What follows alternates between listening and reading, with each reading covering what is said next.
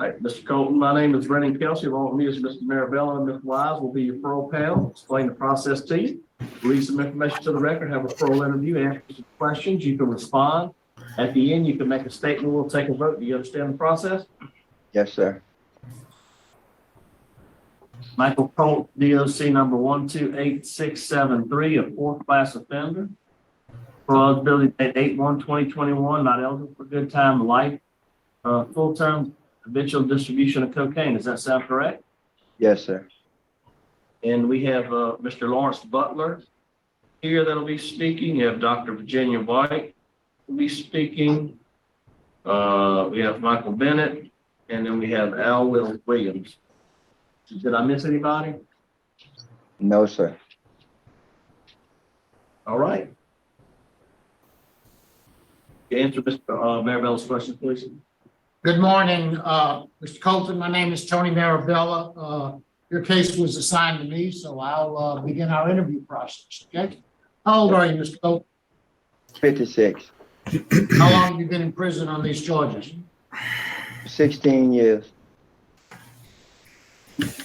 Tell me a little bit about who Michael Colton was 16 years ago when you came to prison.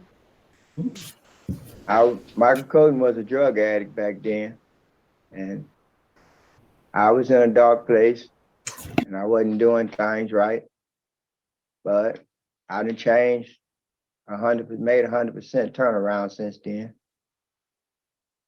Let's talk a little bit about your drug addiction. How long had you been using drugs? I used drugs for about 2 years, and I got incarcerated, and I stopped. What did you use? Crack cocaine. When did you start using crack cocaine? When I was 22. You never used drugs before that? No, sir. I'm not. It's 22. Sir, I couldn't How hear did you. you get started at 22 years old? Usually people are it's unusual to start that late, I guess is what I'm saying. Tell me how did that come about? Well, I went through some problems with my family, with my wife and children. And instead of facing responsibilities, I tried to cover it up and started using drugs instead of facing my reality. How often were you using drugs? I was like every day at one point in my life, you know. Say you came to prison and you stopped. When did you come to prison? The first time or this time? No. Talking about your drug use. You said you were a drug addict, came to prison and you stopped. Tell me about how that happened. When I came to prison, I stopped using drugs.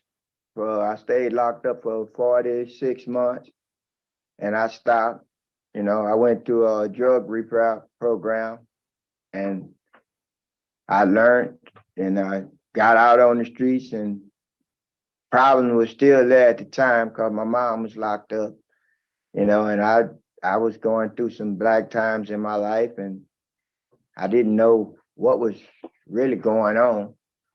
And I started back to using drugs, and I got locked up again. And when was that? In 93. And I got out. Go ahead, keep going. And I got out in 97, and I stopped using drugs for a while, and I got married, you know, and then things changed again in my life then, you know, and I got in trouble in 2006 for distribution of crack cocaine. I had quit using, but I had started selling and got back into it because I didn't have my kids in my life, and it was hurting me a lot, you know. And now I'm a different person than I was. I know how to accept responsibilities when I do something wrong, you know, and look at it as not going back to where I was. Let's stay on the subject right now. Right now, we're talking about your drug addiction and your dealing. When did you start dealing drugs? Well, I started dealing drugs when I was young, to support my habit. I was Okay. just selling penny ante drugs just to support my habit. I was never a big drug dealer, nothing like that. I was just supporting my habit, just to keep me going, getting high at that time. What happened in 1996? Were you still using drugs and dealing or to support your habit, or what were you doing then? In '96, I got locked up for just using dirty urine. Okay. But when you got out, you got 16 years ago, you came back to jail for distribution. Were you still using drugs then? Yes, sir. I used, but I had quit 6 months prior to getting locked up on this 2006 charge, and two girls came by my house and they wanted to buy some crack, and I distributed some crack to them. I got in Well, trouble. let's talk a little bit about what you've done about your addiction. Can we both agree that you're a drug addict? Yes, sir. I'm a drug addict, and So tell me what you've done since you've been in prison this last time in the last 16 years that has changed you, or what have you learned about your addiction, and how are you going to maintain your sobriety if you were to get out? Well, I learned that I went to church and I go through the 12 steps and drugs program, anger management, substance abuse. I took anger management and all that, and I have learned how to quote where I've been clean for 16 years. And I stay clean here in prison, and I don't do no drugs. I'm a positive person, and I know how to deal with life reality. As in life, I know how to face. Let's slow down a little bit. Okay, we're talking very generalities. Okay, what programs, what have you taken while you've been in prison now? You talked about substance abuse treatment. What sort of substance abuse treatment have you been in prison? How do you intend on maintaining sobriety when you get out? You came to prison 2-3 times. It's likely you didn't do a lot of drugs in prison any of those times, or you'd have got caught. Yes. So just because you haven't used drugs in the last 16 years since you've been in prison doesn't tell me a lot. Yes. What I'm looking for is how are you going to maintain your sobriety when you get out? So tell me what your plan is to stay sober. Well, I'm going to stay with my brother Lawrence, and I'm going to have to go to all the NA or 12-step programs. Tell me about the 12 steps. What do you know about the 12 steps and how important are they? They're very important to me. I know how to work them. I've been working them, and I'm still involved in the step program here. And Tell me about that. I'm interested in. Tell me what you're involved in now with the 12-step program. Well, I help run the program, and I help dudes that's on drugs, and I teach them the 12 steps, and I go through them with them. I give them positive thoughts, and I teach them some things what I've been through when I was young and going through drug problems. And the sober group, I've been sober for 16 years, and for me to get out, I know what it takes. I have to pick up the phone and call someone to help me. I'm gonna pick up that phone and call. I don't want to walk backwards and go backwards in my footsteps. And God knows I have changed a whole lot. I don't look the same way, and I'm not the same person I was. I'm always be a drug addict, because that's a title. Because I'm an alcoholic or a drug addict, that's gonna be a title the rest of my life. But I know how to deal with it now, and I know what it takes to keep my sobriety. And I don't want to walk backwards no more. I missed out on. Go ahead. I missed out on too much of my children's life, and it hurt me dearly. And they grown, I got 8 grandchildren that I want to be with, and that's gonna keep my sobriety foot clean. Talk about your disciplinary record. You've had 13 write-ups since you've been in prison 16 years. That's very good. You haven't had one since 2015. But in 2015, you had a write-up for intoxication. What was that about? Well, I was diagnosed with high blood pressure, what I didn't know that I had. And I blacked out in the hobby shop, and I asked the security to call for the ambulance, and they locked me up for intoxication, but I wasn't intoxicated. I had never took a blood pressure pill or nothing. And my lawyer could tell you more about that than I can because she got the records. And I wasn't intoxicated. Like, I had high blood pressure and didn't know it. What is your transition plan? Where are you gonna live when you get out, assuming you get out early? I'm gonna go stay with my brother, and I'm gonna be going to the JCO job service to get a job, and I'm gonna work doing yard work and greenhouse, whatever. I helped working with my brother for a while until I found a job of my own. I'm a cook. I like to cook, so I've been cooking here at Work with Innocence Project when you get out? Sir? Gonna be working with the Innocence Project when you get out? Yes, sir. What about family support? I know you've got some letters from your brother, from your son, and from your pastor. What about other family support? What else do you have out there supporting you? I just got my brother, my son, and the pastor right now. And I've been away for a while, Of course. And I lost my mom, my 4 sisters, and thank God that I have them supporting me, and like I said, I've been somewhere and I lost a lot, but I thank God. Okay, let's talk a little bit about some of your other programs. You're taking victim awareness, right? Yes, sir. What do you? It's not.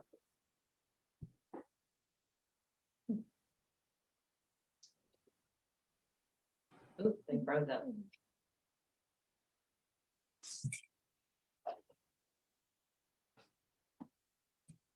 Y'all froze. Can you hear us? Looks like the parole board is frozen. Yeah. Uh-oh. Yeah, I could hear.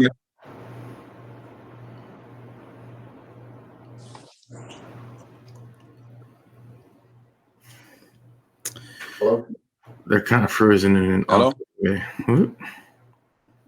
They're going to reconnect.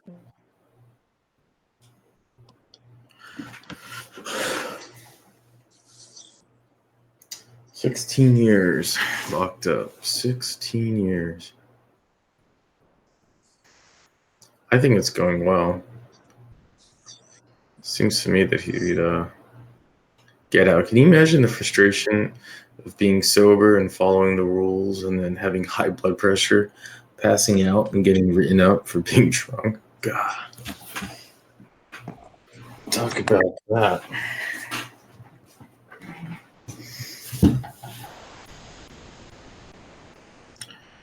Now it's just me, Lawrence, and you all.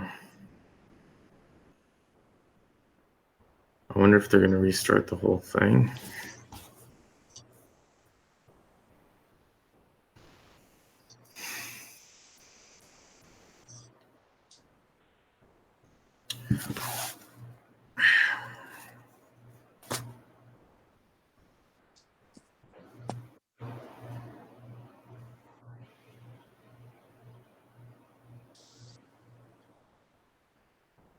What's up, Lawrence? I'm just thankful he's not doing anything. If he realizes he's recording.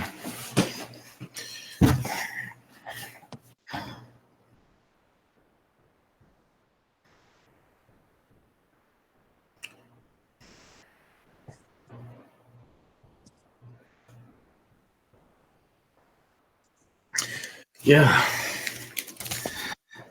56 years old, 16 years. Sitting in prison. Can you imagine being in a windowless room with a toilet? Your toilet is right next to you. That's who your friend is. Having to look over your back. Just life pass you by because you're locked up. Okay, go ahead. Mr. Butler, can you mute your mic? Can't hear you. Yeah, I can hear you. You want me to do it? I need you to mute your mic. He's new to Zoom, so. All right, it's on mute. It's on mute.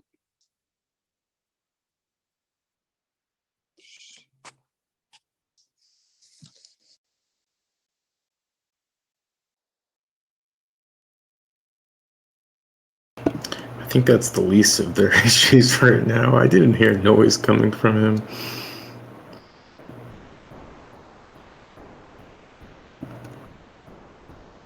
Wow, what is this? The suspense, huh? Okay. Can you hear me? Yes, sir, Mr. Butler, we can hear you, but we need you to mute your mic until they ask you to speak, if that's okay. Okay, it's got a,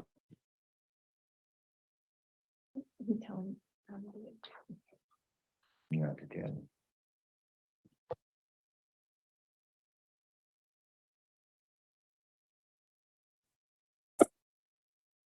All right, you see us? Can you hear us?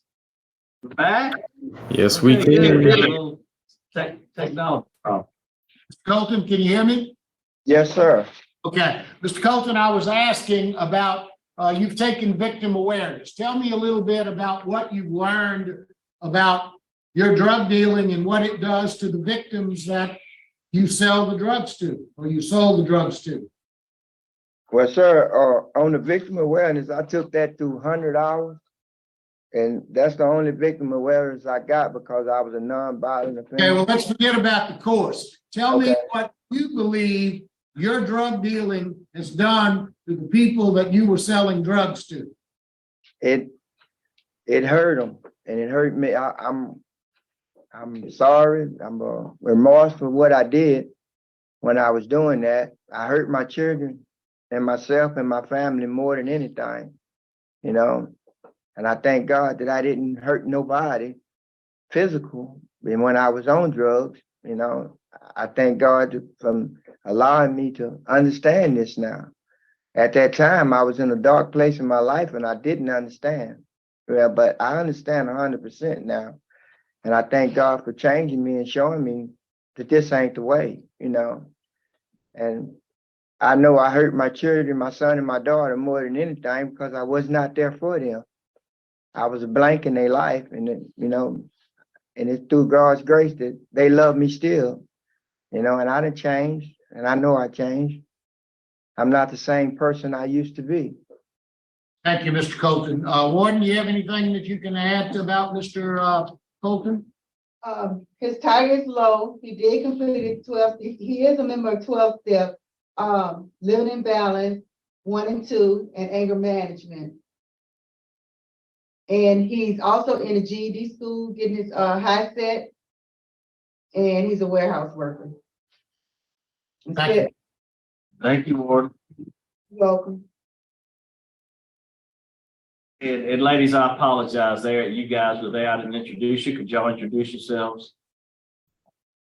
Oh, yes. Good morning. My name is Caitlin Newswanger. I'm an attorney with Innocence Project New Orleans with the Unjust Punishment Project. And my name is Gwendolyn. I'm a paralegal with Caitlin. All right, thank you. We'll let you speak at the appropriate time. We'll hear from Dr. Virginia White. Hi, good morning. I apologize for the technical issues that I was having, but once again, my name is Dr. White. I'm the Client Service Specialist at the Innocence Project New Orleans. I'm pleased to be addressing the board again today on behalf of Mr. Colton. Mr. Colton and I, we've developed a reentry plan that ensures he's connected to both practical and emotional support when he comes home. If provided the opportunity, he will live with his brother, Mr. Lawrence Butler in Lake Charles, who also owns his own home. He has additional family support from his son, Michael, and brother Larry, who also live in the Lake Charles area. He will receive employment support from the J-Corps program as part of the American Job Center. I mean, we've spoken directly with the coordinator of that program and determined that they will provide Mr. Colton with appropriate skills for job readiness and present him with opportunities to engage in various fields of work, including the culinary field, which he's very much honed his skills while incarcerated by working through the kitchen. And I want to just be clear that Mr. Colton does not have an active addiction, but he does understand and have self-awareness around the addiction he struggled with in the past.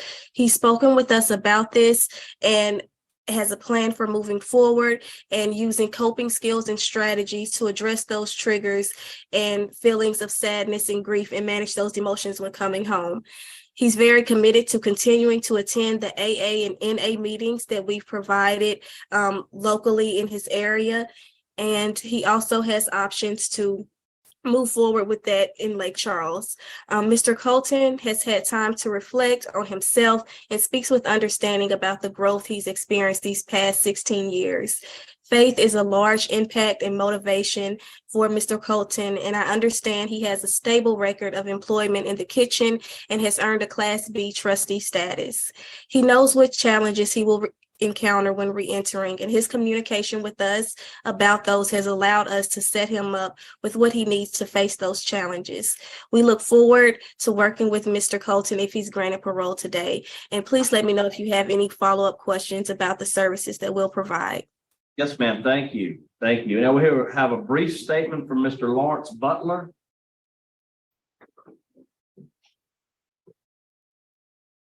Are you on mute? He's on mute. All right. Hear me? Brief, sir. Can y'all hear me? Yes, sir. Okay, I appreciate y'all giving me the opportunity to speak on my brother's behalf. Me and my brother, we was raised in Evans, Louisiana. When we moved to Louisiana, things began to go bad in our young youth. But since my brother been incarcerated, we've been close on the phone, communication, and talking. I have seen the great changes that he had made in his life to be a godly person. He always have been a person that helped his older peoples that with their yard and things that they need. He's not a violent person, made a mistake in his life. And I feel, as we've been talking, that, you know, God have made a big change in his life. I see it in him. That if he was rough to be granted parole today, I have a room in my house. I will be able to make sure that he get to his meetings, to keep him on his schedules and all his appointments he need to go to. All right. Thank you so much. Thank you. Now we have a brief statement from Pastor Al Williams. Is he here? Yes, sir. Good morning to each of you. And I'm certainly, yes, sir. Thank you for the opportunity to speak briefly in support of Mr. Michael Colton. I'm certainly appreciative to the attorneys and to all the others, family and supporting parties who are part of this process. I'll just say, as a pastor, I say at the outset that I certainly believe in the importance of empowering those who are attempting to make a sincere re-entry into the community as contributing citizens and residents. And I'm in full support of a pathway for him to go forward. As a pastor in the community, I also serve as a community liaison for Mayor Hunter's office here in Lake Charles. And so I certainly look forward to helping assist in any way that I can, be it through organizations like United Way, who offer services for persons who are re-entering society, or even with other organizations like Narcotics Anonymous. We have one that's literally down the street from our church. And so I'm prepared to add to and assist with all the great work that the attorneys have already done, and Dr. White and others and his family. And so I think two things finally are important: relationships and resources. And I think our job at this point now is that if he's granted the opportunity to go forward, then our job in support of that effort is to facilitate access to resources and positive relationships, and I'm prepared to do both. And so for that, I'm certainly in favor of supporting every measure that is taken. And for the board, I certainly appreciate this chance to speak on his behalf. And I'm certainly not only in a spiritual sense, but in a holistic sense. I'm confident that he's committed, and if he remains committed, then he can take the necessary steps forward and start a new chapter in his life. So thank you all for the chance to Thank you speak. so much. Thank you for your Certainly. comment. Mr. Colton, would you like to make a statement on your behalf? Yes, sir. I thank y'all for giving me the opportunity to speak today and a chance to have a chance at my freedom. I thank the Department of Correction for helping me find myself. It was lost, but I'm found now. Thank through the Department of Correction. They have a lot of benefits and things to rehabilitate a man if he want it, and I want it. And if you let me go, you'll see that I'll be an A+ to the community, and I'll be one of y'all that y'all will be proud of, because I will not turn back to where I was. And I thank God for y'all, and God bless you. Thank you. Thank you so much for your comment. Counselor, would you like to wrap up? Yes, if I may briefly, thank you to the committee for allowing us to present to you Mr. Colton's case. I just want to remark briefly on Mr. Colton's persistence throughout this entire process. He has understated his commitment to his recovery.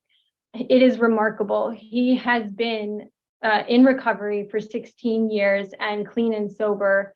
He is involved in AA and sober groups, and he plans to commit to that longstanding for the rest of his life if he's released. The thing that you asked earlier is what was Michael Colton like 16 years ago? I'm sure you hear often, he was a very different person. He was a drug addict, and he's admitted that he's going to be a drug addict for the rest of his life. But what he was 16 years ago was somebody who did not reach out to people for support. He did not have the people in his corner. And he's done the hard, personal, and emotional work while incarcerated to rebuild that relationship with his son, to strengthen the relationship with his brother, Lawrence Butler, and to strengthen his relationship with God. He is involved in the sound doctrine here at Angola, and he plans on continuing that relationship if he's released, and working on that with Pastor Williams at the New Sunlight Baptist Church. So just to wrap up, I know that you are seeing an individual here who has committed a crime, but I truly hope that you will see so much more than that in Mr. Colton. I hope that you can see that he is a father, and he is somebody who wants to be a grandfather to his children, and he's a committed and devoted cook here, somebody that other inmates look to, and somebody that the prison puts a lot of trust into. And so with that, we respectfully request that this board grants his release today. Thank you. Thank you so much. Panel prepared to vote? Yes. Mr. Marabella? Thank you. Thank you, Mr. Chairman. Mr. Colton, I was very impressed with your interview. I'm very impressed with your transition plan. You have done the hard work. It is critical that you recognize and acknowledge the fact that you are a drug addict. And it appears to me from your record and from what you've accomplished while you've been in prison, you've got a good handle on that. But it's going to be a lifelong process for you. It's not something that is, you don't get cured of that. As the doctor said, you are not currently an active addict, but you are in fact an addict. And I think that your transition plan, the fact that you've got a low risk to things that you've been able to accomplish while you're in prison, my vote today would be to grant your parole to work with the Innocence Project out of New Orleans and attend. I want you to get a substance use evaluation. I want you to attend at least 2 AA meetings per week while the whole time you're on parole. So that would be my recommendation, Mr. Chairman. Good luck to you, Mr. Colton. Thank you, sir. I too have been impressed, sir, with how you prepare for this day. And your son coming back in your life. As my understanding, he works in corrections as well. He still works in corrections. Your son. No, ma'am, he don't work for correction no more, if I understand. Oh, okay, all right. But I'm just really pleased with the work that you've done. My vote is the same to grant for the reasons already stated on the record. And with the added condition that PMP do random drug screens your entire period of supervision. Best wishes to you, sir. Okay, thank you, ma'am. You have 2 votes to grant your parole. Also, I'm going to vote to grant your parole today for the same reasons as stated. With the same stipulations, you have a random drug screen, substance abuse eval and follow-up, NAAA 2 times a week. I want you to do community service 5 hours per month. Give back to the community, try to talk to people at risk of youth, try to help somebody. And I do want you to continue to work on your GED. Did I hear you're still in the process of that? I'd like Yes, for you to do that and get that GED. I know you can do it. So 3 votes to grant today. Your parole's been granted. Good luck to you. Thank y'all, sir.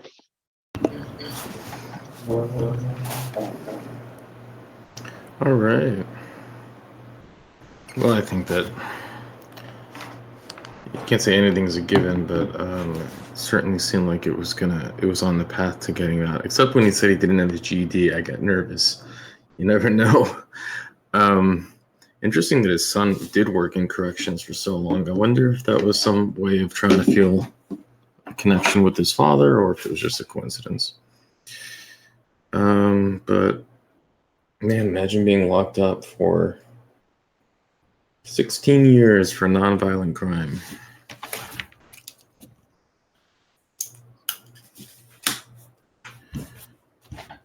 I think that was the right decision. Love to hear your thoughts on it.